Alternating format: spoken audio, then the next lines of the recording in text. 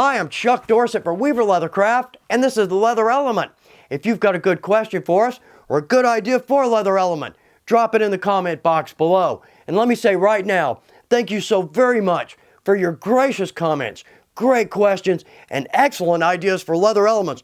We've got some cool topics coming up thanks to you, and we're going to start today. Now, we did a video on wet forming 2 weeks ago. Very popular. Again, thank you.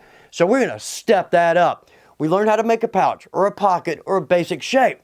Now we're going to use wet molding to form some decorations. And you know what? This is one of those avenues in leatherwork. Sky literally is the limit with decorations. Again, we're just scratching the surface. Okay, we're going to reel it in here because I could go and go. Now, the reason I spent more time on this video than I think any other because I wanted some great samples to show you and some great techniques. The problem is, one cool idea led to 5 cool ideas, led to 25, yeah, you see where I'm going with this. So I actually had to stop. Now, a couple of disasters along the way, right? These things happen. So let's do this. Let's step over and look at our first project. So we've got the feel for making a mold or a form. And in fact, the leather, I like the leather, no power tools needed there. In fact, there's the outcome from that mold. That is gorgeous. I think that's going to be a Father's Day gift. But what we're going to do now is we're going to step up, cut a leather design. In fact, there's the pattern. Easy enough to work. And I'm going to drop that in on my form.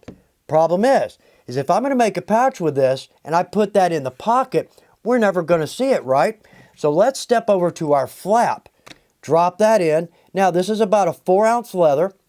And with this, I'm simply going to work this with my fingers just like I worked my edges. Now, again, the higher the weight, the less the ability to get a really tight mold. But with this weight of leather, no time at all, and I've already got a heart. Let's look at the outcome from that, because is that not gorgeous?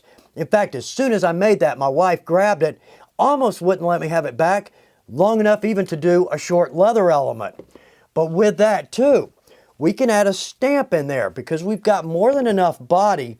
Yeah, see, when you make something beautiful, don't plan on keeping it. Thank you, sweetie. Yeah, you're welcome.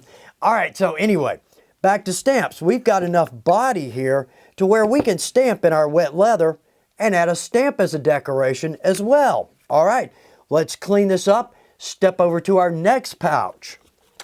Now we're going to step it up because we are going to add a design to both our pouch and our flap.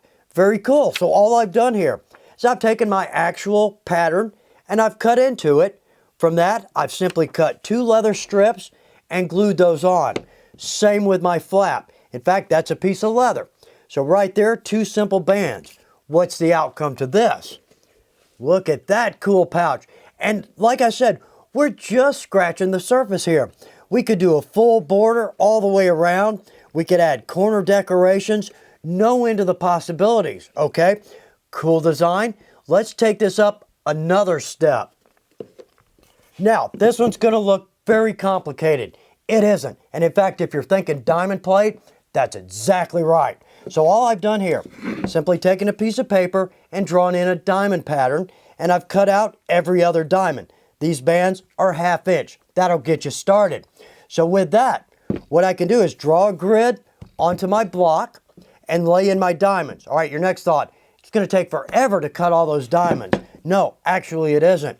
Because what I can do is draw this in on my leather, make about 10 cuts, 5 each way, and I've got ample diamonds, and I simply glue them in with a little white glue. So not difficult. All right, let's step over to our pouch flap.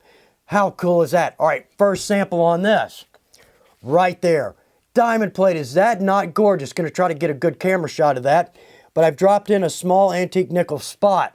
Is that not beautiful? Very cool. All right, but we're not done with this one yet. Let's do this. On that, I've kept my top grain up. Nice design. Let's drop our top grain down.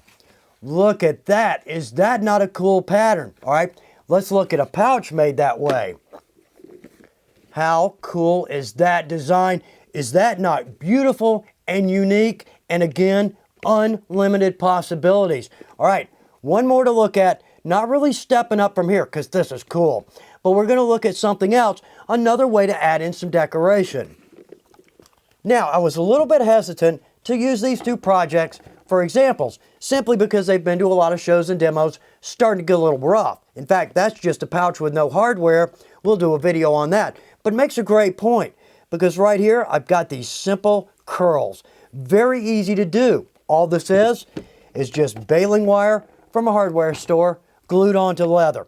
Baling wire, it's a soft metal, so therefore easy to cut and easy to bend in all kinds of shapes. But that's simply a good point as to the fact that we can use all manner of materials to make designs. Sky's the limit there. All right, so we've looked at some great ideas. We've got one more point here because I really want to show you this. This is cool.